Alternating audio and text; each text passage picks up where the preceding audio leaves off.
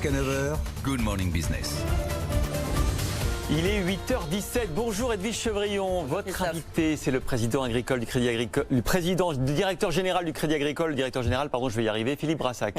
Philippe Brassac, bonjour. Bonjour. Merci d'être là, donc directeur général Crédit Agricole. Crédit Agricole, on ne le sait pas forcément, c'est la première banque en France et le premier assureur aussi en France. Moi, je le sais. Oui, vous le savez, oui, mais voilà, nos téléspectateurs et les ne savent pas forcément. On voit les chiffres sont contrastés évidemment, mais on a l'impression que ça repart un peu plus vite que prévu. On voit dans l'immobilier, on voit dans les voitures. Est-ce que vous le constatez ? Oui, on constate cela. On a des indicateurs qui sont en fait très encourageants. Immédiatement, donc fin mai, début juin, et jusqu'à maintenant, on voit quelques indicateurs, notamment l'activité de TPE. Les TPE, c'est les terminaux de paiement chez les commerçants. Le chiffre avant la crise, c'était 270 millions d'euros par jour. Pendant le confinement, on était descendu à 100 millions d'euros par jour seulement. Mois de juin, c'est 300. C'est plus que, au fond, avant la crise. Donc voilà, ce sont des indicateurs. C'est la même chose sur le crédit. On a beaucoup de choses qui montrent qu'à minima, il y a un effet de rattrapage, mais de façon intense, de façon rapide. Et donc, c'est une partie qui part bien pour la suite. Et vous avez publié une tribune sur LinkedIn, Philippe Brassac. On va dire, vous n'êtes pas quelqu'un de très médiatique, vous revendiquez pas la lumière à tout prix. Ce qu'on peut dire, c'est que vous avez dit, ne renonçons pas à réussir. Quelque part, un peu espèce de coup de gueule du patron du Crédit Agricole en disant, mais attendez, on va s'en sortir.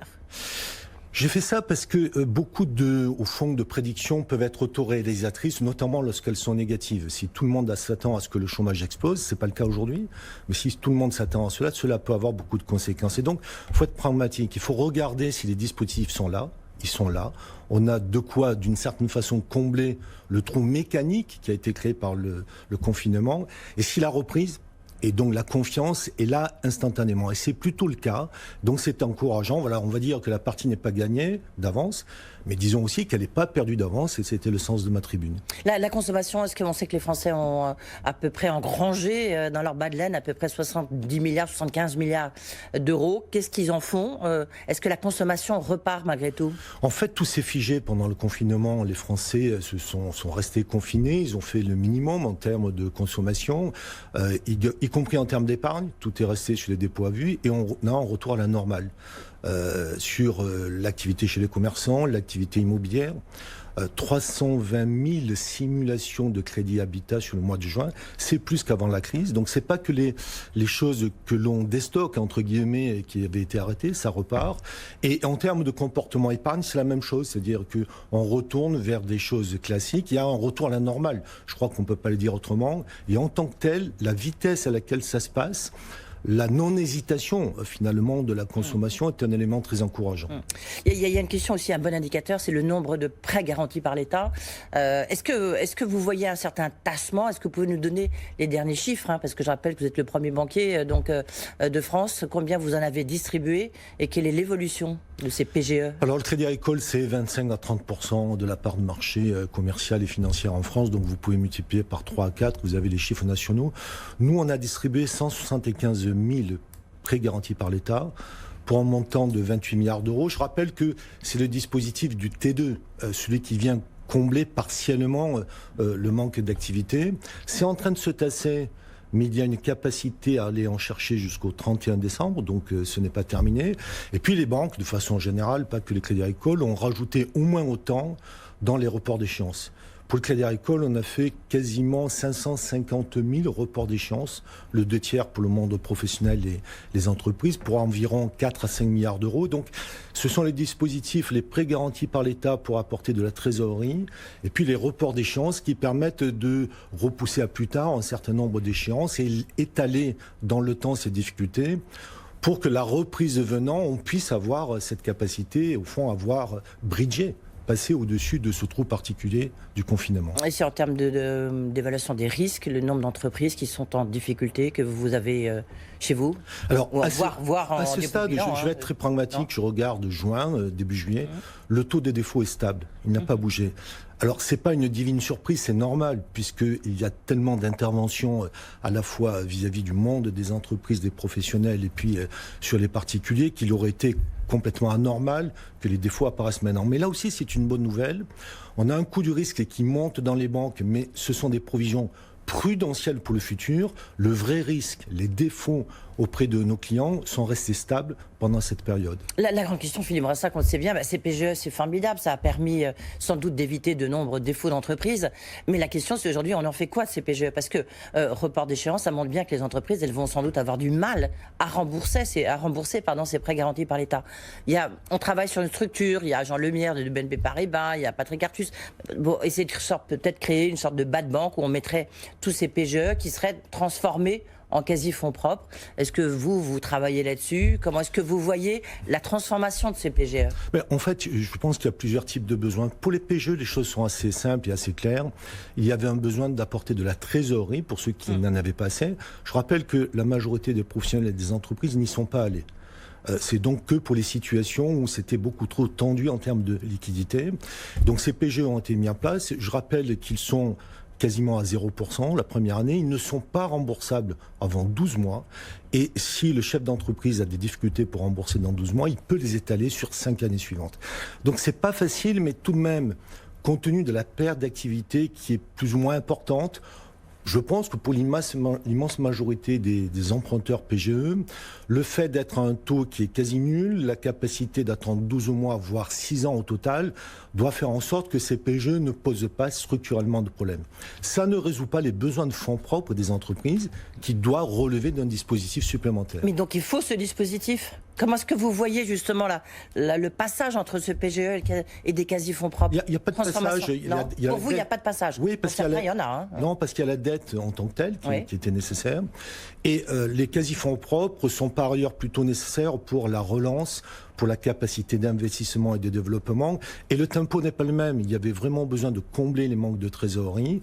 Et ensuite, il y a dans un certain nombre de cas, pas tout le monde là encore, la capacité à émettre des prêts participatifs, par exemple, pour structurer mieux les bilans. Donc ces prêts participatifs, en fait, ils devraient trouver leur expression dans le plan de relance qu'est en train de préparer Bercy. En tout cas, ça pourrait l'accompagner. Le Crédit Agricole va rester très très mobilisé après les PGE pour apporter des solutions fonds propres aux entreprises. D'accord, mais ça sera une autre solution. Alors la grande question qui nous secoue tous et qui secoue surtout le monde de la finance, c'est qu'aujourd'hui, l'argent il devient gratuit et durablement gratuit. Les taux d'intérêt vont rester durablement bas.